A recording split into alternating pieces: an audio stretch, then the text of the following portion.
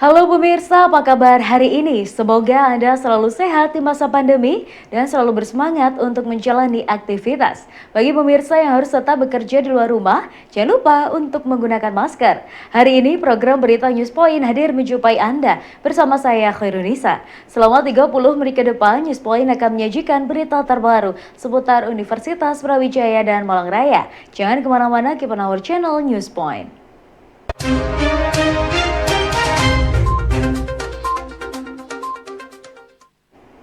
Setelah melewati pemungutan suara melalui e-voting, hasil rekapitulasi suara pemilu mahasiswa raya atau Pemira UB kemarin telah diumumkan. Raffi Raihan Al-Khojri dan Khofifah Aqsa Rosyadi terpilih sebagai Presiden dan Wakil Presiden Eksekutif Mahasiswa atau EMUB periode 2023 dengan perolehan suara sebesar 52,39%. Pengumuman hasil rekapitulasi suara diumumkan oleh Koordinator Panitia Pemira UB dari pihak dosen, Dr. Setiawan Nurdaya Sakti. Direktur Direktorat Kemahasiswaan Universitas Brawijaya, Dr. Agung Pramana Warih Marhenda menyampaikan apresiasi atas dinamika Pemira UB tahun ini yang dinilai makin membaik. Daftar nama rekapitulasi e-vote pemilihan mahasiswa raya Universitas Brawijaya 2022. Saudara Raffi Raihan Al-Khojri berdiri.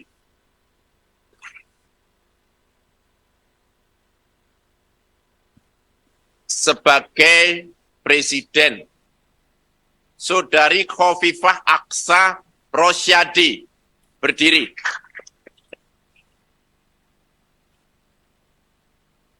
Sebagai Wakil Presiden. Selanjutnya, terima kasih. Harapan kami dari tahun ke tahun memberikan suasana yang lebih baik dan mendorong pada sebuah prestasi yang lebih tinggi.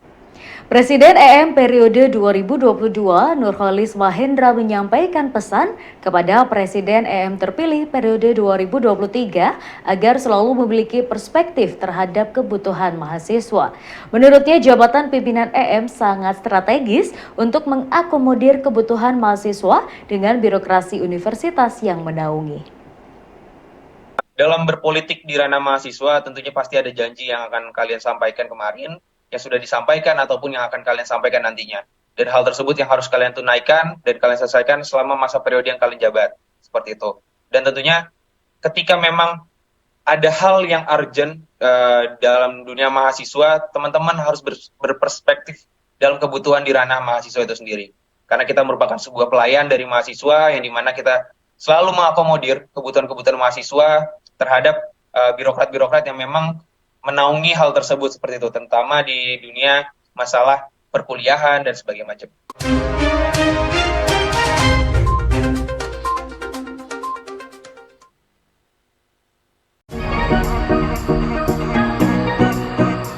Ya pemirsa, kembali lagi bersama kami dalam program Let's Talk, masih bersama dengan Prof. Emil. Sebetulnya memang bidang saya itu manajemen reproduksi. Ya pemirsa, kembali lagi bersama kami dalam program Let's Talk, masih berbincang dengan tema ekowisata bersama. Ekowisata ini sebenarnya konsep baru. Jadi konsep ini lahir setelah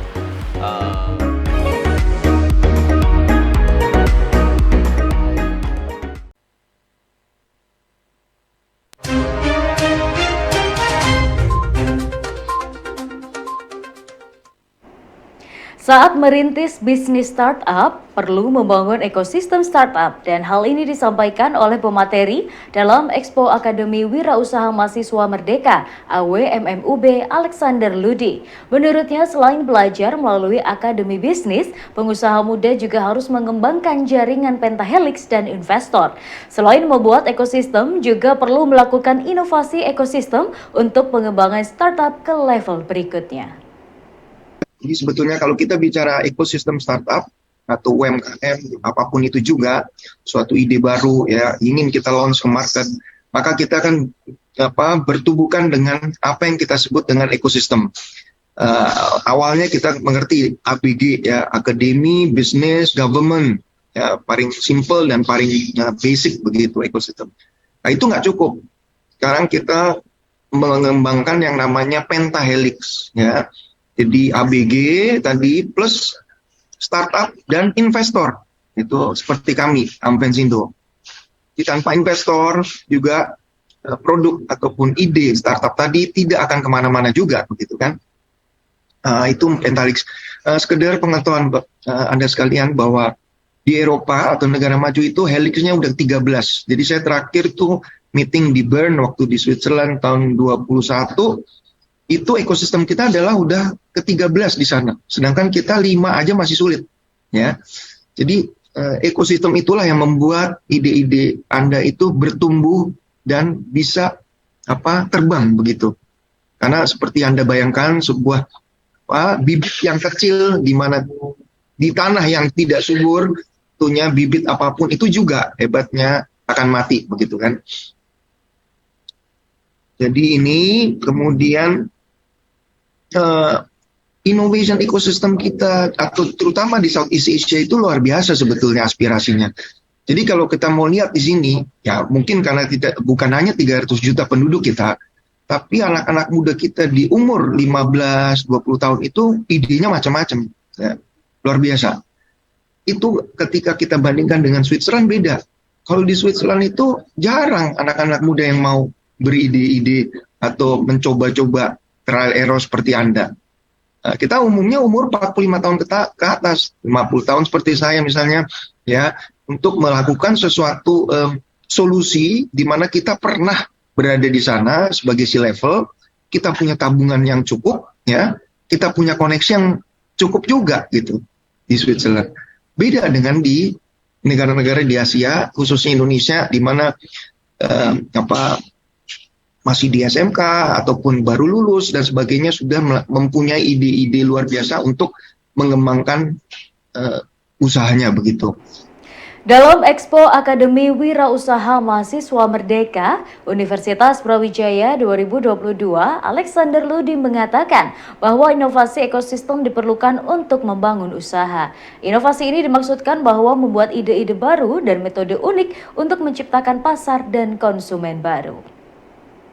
Ini sekedar informasi bahwa apa sih yang disebut inovasi. Jadi kembali lagi kepada inovasi tadi, Innovation Hub, bahwa ada ideation, ide, incubate, ya, incubator, acceleration, kemudian kita baru pitching to investor. Jadi sebetulnya entrepreneur up, kita disebut entrepreneur itu karena kita memang memiliki itu relates to innovation, ya. Sedangkan inovasi itu apa? Inovasi itu kita harus yang berkolaborasi dengan adanya ide-ide gila.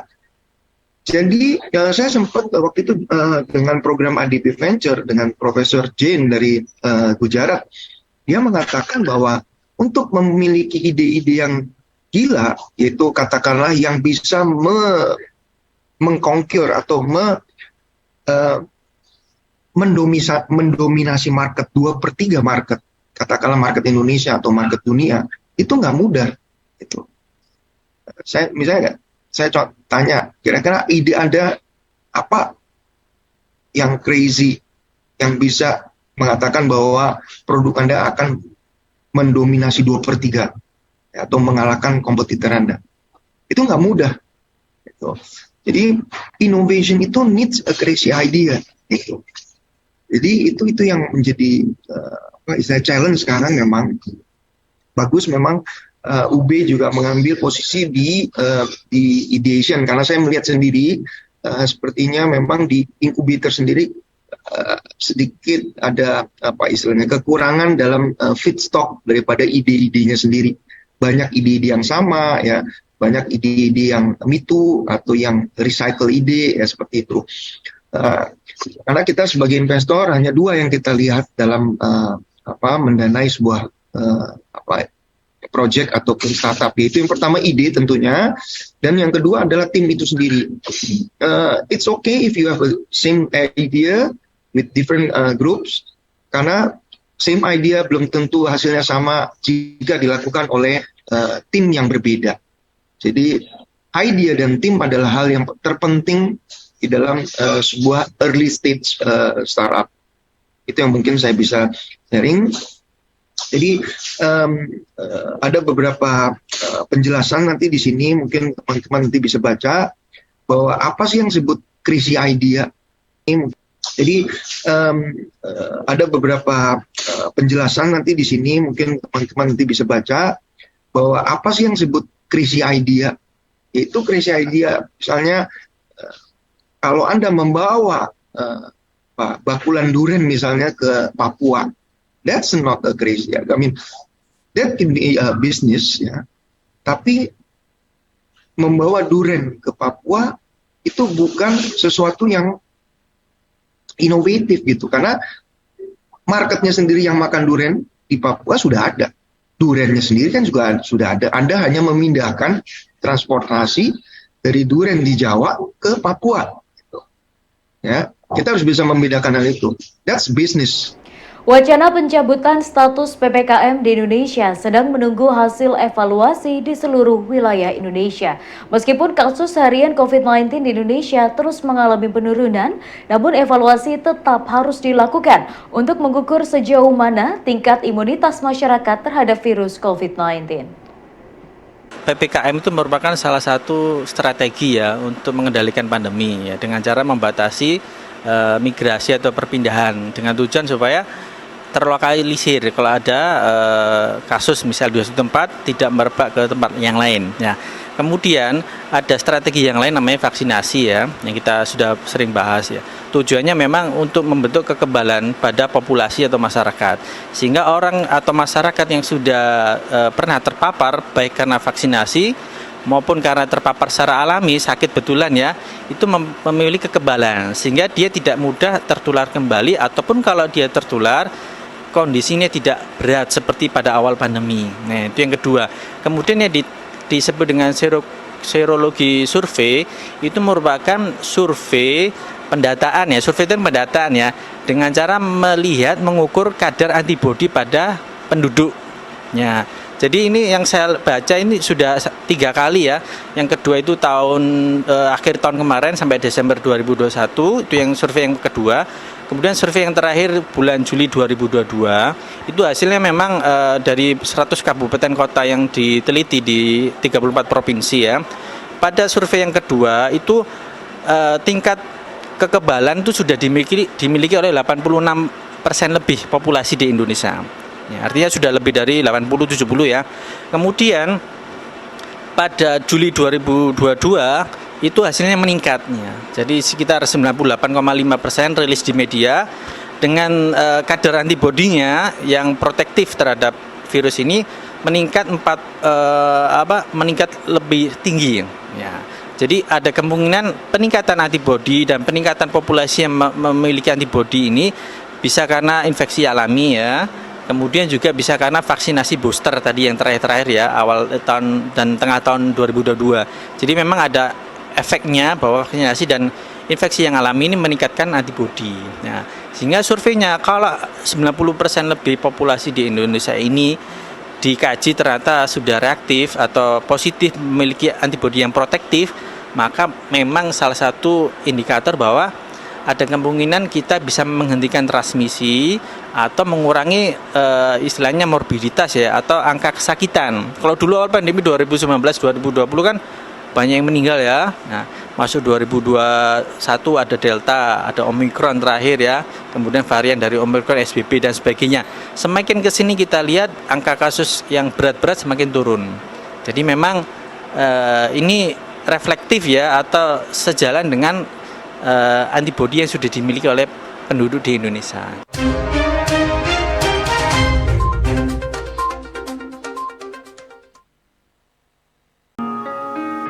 Ya, mana yang kau pilih? Memberi perhatian atau berusaha tak peduli? Dan mana yang lebih melelahkan, berjuang atau melupakanmu kini? Tak lelahkah kau berpura-pura untuk mendapatkan perhatianku? Aku tak peduli, ku tak tahan lagi. Ku sudah tak punya waktu untukmu lagi. Is anybody real here? Is anybody real here? Aku tak peduli.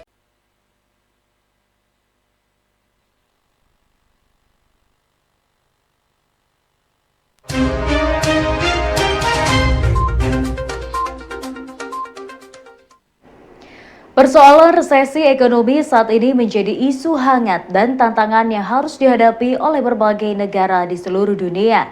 Profesor Chandra Fajri Ananda, Guru Besar Fakultas Ekonomi dan Bisnis Universitas Brawijaya, menjelaskan secara lugas tentang gambaran kondisi ekonomi suatu negara saat menghadapi resesi. Jadi resesi itu sebenarnya salah satu indikatornya secara teknis ya, itu apabila pertumbuhan kita ini negatif secara berurutan. Jadi pertumbuhan ekonominya turun negatif gitu ya, itu sampai 2 kuartal gitu. Jadi 3 bulan pertama turun negatif gitu, 3 bulan berikutnya negatif lagi, lebih dalam lagi. Maka itu secara teknis sudah mendekati atau bisa disebut resesi. Nah, indikasinya resesi tentunya melemahnya daya beli gitu ya, kemudian dari sisi produksi juga orang enggan memproduksi karena adanya kesulitan pasokan bahan baku gitu ya. Kemudian ini marketnya juga belum pasti, ada instability di sana. Nah, ini semua menyebabkan para produsen pun tidak mau memproduksi. Jadi kita bisa bayangkan dari sisi supply ada gangguan, kemudian dari sisi demand pun juga ada gangguan. Orang nggak punya daya beli karena nggak punya pekerjaan. Nah, ini tentu bisa disebut resesi. Itu pernah terjadi pada tahun 30-an. Kita mengenalnya Great Depression, jadi depresi yang cukup keras, cukup berat pada waktu itu, sehingga yang memulihkan pada saat itu pemerintah, namanya government spending. Jadi bagaimana pemerintah memberikan insentif baik kepada sisi demand, masyarakat itu dikasih bantuan-bantuan semacam BLT saat ini, kemudian produsen juga dikasih insentif. Jadi contohnya kalau sekarang ya, contohnya mereka tidak diwajibkan membayar pajak 100% gitu, ada insentif pajak. Mereka juga ada beberapa tarif pajaknya yang dikurangi, seperti beberapa PPh 21 di kita gitu ya. Nah, ini semua adalah konsepsi apa itu resesi. Menyambut lustrum ke-12 Universitas Brawijaya merencanakan lari estafet napak tilas dari petilasan Raden Wijaya Trowulan hingga ke Malang dengan jarak 106 km. Untuk mensukseskan hal tersebut, pihak UB mematangkan rapat koordinasi yang dipimpin oleh Wakil Rektor 4 Profesor Sasmito Jati. Rencananya, lari estafet ini akan dimulai pada tanggal 3 Januari dari Trowulan hingga Kebun Raya Purwodadi dan dilanjutkan ke Malang hingga finish di Universitas Brawijaya tepat tanggal 5 Januari 2023. Kegiatan lari estafet ini juga akan dirangkai dengan penanaman pohon dan charity kepada pengemudi ojek online wanita di beberapa titik sepanjang rute. Wakil Rektor 4 Profesor Sasmito menyebut hal ini sebagai bentuk mengingat sejarah nama UB dengan cara yang kreatif serta membangun semangat kolaborasi dengan berbagai pihak. Hingga saat ini sudah terdapat 25 pelari yang terdaftar dari Civitas Akademika, TNI, komunitas olahraga, dan lainnya. Arus lalu lintas pada libur Natal dan Tahun Baru 2022 yang masuk ke wilayah Malang menjadi perhatian Polres Malang dengan mengoptimalkan pos pelayanan yang sudah ada. Salah satunya pos pelayanan Karanglo yang difungsikan menjadi pos pengendali utama pemantauan arus lalu lintas. Kasat Lantas Polres Malang AKP Agnis Juwita Manurung menjelaskan pos Karanglo berada di titik strategis karena dekat dengan tol dan juga jalur ke arah Kota Batu dan Kota Malang. Pos ini dilengkapi dengan command center yang mampu memantau arus kendaraan di wilayah Polres Malang. Di sini merupakan pos pengendali utama pada kegiatan Operasi Lilin Semeru 2022 di wilayah Polres Malang, di mana pos ini menjadi tombak utama yang memonitor seluruh keadaan pos, baik pos pengamanan di daerah utara maupun selatan. Polres Malang sendiri mempunyai 5 pos pengamanan yang tersebar dari di Karangploso, ada di Pakis, ada di Kepanjen, Sumber Pucung, juga Kecamatan Bantur untuk monitor wilayah pantai selatan. Ya pemirsa, informasi tadi sekaligus menutup perjumpaan kita hari ini. Jangan lupa saksikan News Point setiap hari pukul 19.30 waktu Indonesia Barat hanya di UB TV, Televisi Pendidikan Universitas Brawijaya. Saya Khairunisa dan seluruh kru dan petugas pamit undur diri. Tetap patuhi protokol kesehatan, wajib menggunakan masker. Terima kasih dan selamat beraktivitas.